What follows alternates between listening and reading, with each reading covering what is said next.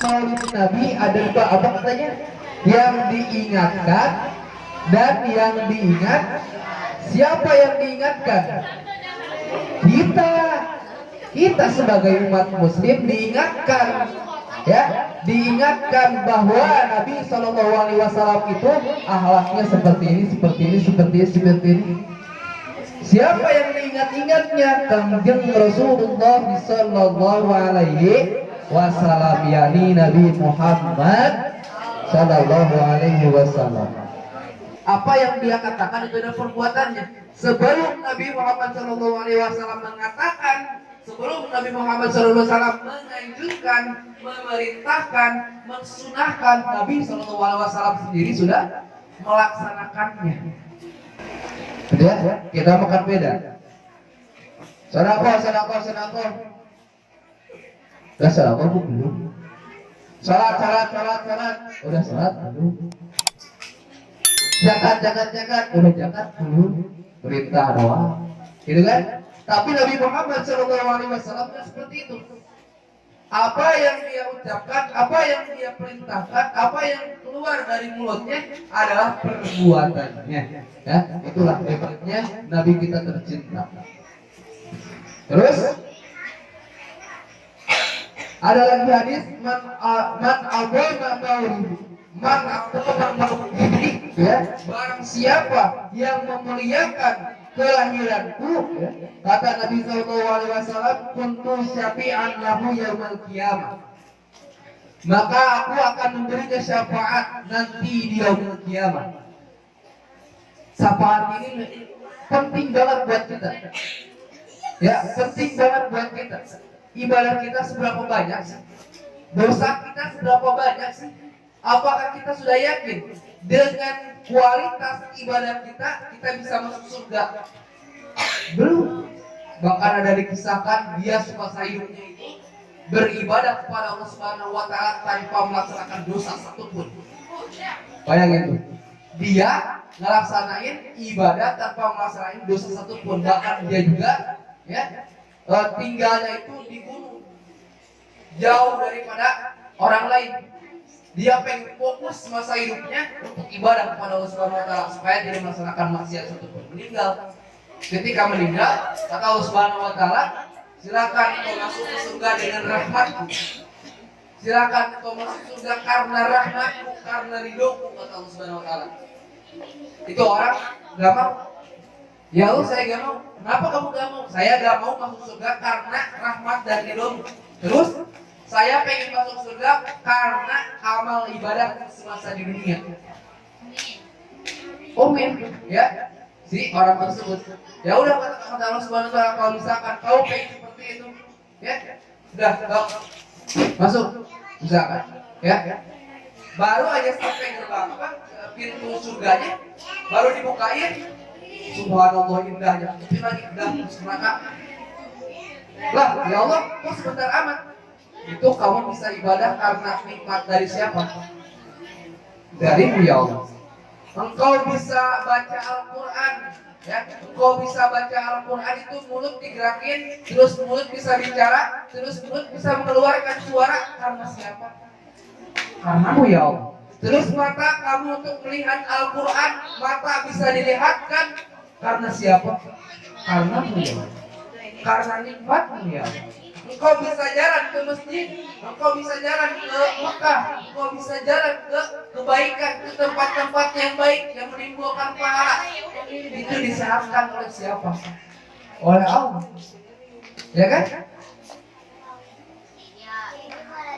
Terkadang kita suka gini. Ya. Misalkan kayak gini. Kalian ya punya apa namanya kerjaan misalkan ya, kerjaan sampai zuhur, sampai asar misalkan, kerjaan sampai asar, puntang pagi dari pagi ya sampai ke asar, ya. Habis beres tuh kerjaan misalkan nyambul ya, itu kerjaan kagak dibayar, yang nyuruhnya malah kabur. Bagaimana perasaan kalian? Oh ya, marah-marah, bahkan sampai pokoknya. Apa yang dibilang sama teman kalian? Ayo sholat, wah sholat. Saya aja kerja tuh dari pagi sampai sore, bayar, mana sih orangnya? Ayo sholat dulu. Tadi tuh belum sholat itu karena apa namanya? Karena pekerjaan kamu sibuk. Ayo sholat dulu, kedua dulu. Wah, kodok. Allah gak adil. Kenapa gak adil? Itu saya kerja dari pagi malam kagak dibayar. Orangnya malah kabur. Skenario Allah seperti apa sih? Nah, terlalu apa? Sebutannya apa? Ngarumah aja bahasa Sunda nama. Indonesia nama. Ya ada tadi ya, tidak bersyukuri nikmatnya. Coba ya, kalau misalkan kita giniin, ya, misalkan ada orang ngedumel ya, bahasa ngedumel ya. Saya teh udah mah miskin kerja lagi, ya, udah mah miskin kerja kagak dibayar lagi. Pengen ini kagak ada. Orang mah enak senang punya uang, punya itu, punya ini. Nah, di saya Allah gak adil misalkan kayak gitu ya. Gak ngasih nikmat sama saya teh, gak ngasih rezeki sama saya teh. Kalau misalkan katanya, kalau orang seperti itu ya, kalau misalkan perasaan seperti itu selalu ada di hati kita, kakak tanya. Kau bisa melihat dua-duanya, mata bisa melihat gak dua-duanya. Sehat gak mata? Sehat. Kakak belilah itu mata 2 miliar mau gak? 2 miliar, 3 miliar, kakak cokel 1. Enggak mau kan? Berarti ini lebih berharga, lebih mahal daripada apa? Dari apa yang kita kejar, dari apa yang kita senantiasa cari, ya.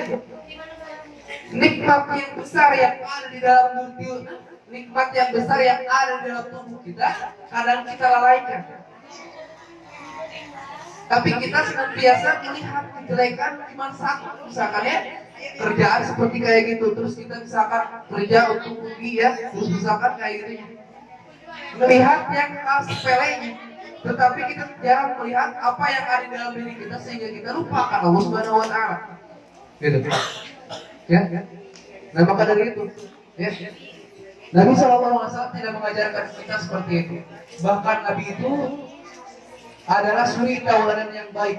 Banyak kisah-kisahnya, banyak perilaku dan ucapannya itu perlu kita patut contoh untuk dia. Ya. Perlu kita contoh, perlu kita lakukan hal seperti itu. Sudah jelas tadi kita bacakan lakon Rasulullah fi uswatun hasanah, ya, bahwasanya sungguh di dalam diri Rasulullah SAW itu ada yang baik, yang patut kita contoh. Banyak sifat-sifat Rasulullah yang baik yang perlu kita contoh, namun insyaallah pada kesempatan ini kita akan membahas salah satunya. Yang pertama adalah Rasulullah SAW itu beliau sangat lembut hatinya, sangat penyayang. Sifat Rasulullah SAW itu adalah lembut hatinya, lembut tutur katanya, dan penyayang. Ada satu kisah. Dengar ya, kisah. Di salah satu pasar di kota Madinah, itu ada seorang pengemis yang buta. Dia meminta-minta mengemis di pasar tersebut sambil menjelek-jelekan, ya, menjelek-jelekan seseorang, yaitu Rasulullah SAW. Kata dia apa? Jangan dekati Muhammad. Muhammad itu adalah Nabi Muhammad, ya, karena dia yang bilang seperti itu, ya. Dia adalah penyihir. Siapa orang yang mendekatinya, dia akan menjadi pengikutnya. Jangan dekati Muhammad. Terus kayak gitu yang dia ulang-ulang, ucapan yang dia ulang-ulang seperti itu. Lalu, ya, ada seseorang yang senantiasa memberikannya makan kepada si pengemis tersebut. Ngasih makan, terus dikasih makan, bahkan dihaluskan dulu makanannya itu karena giginya itu udah rontok.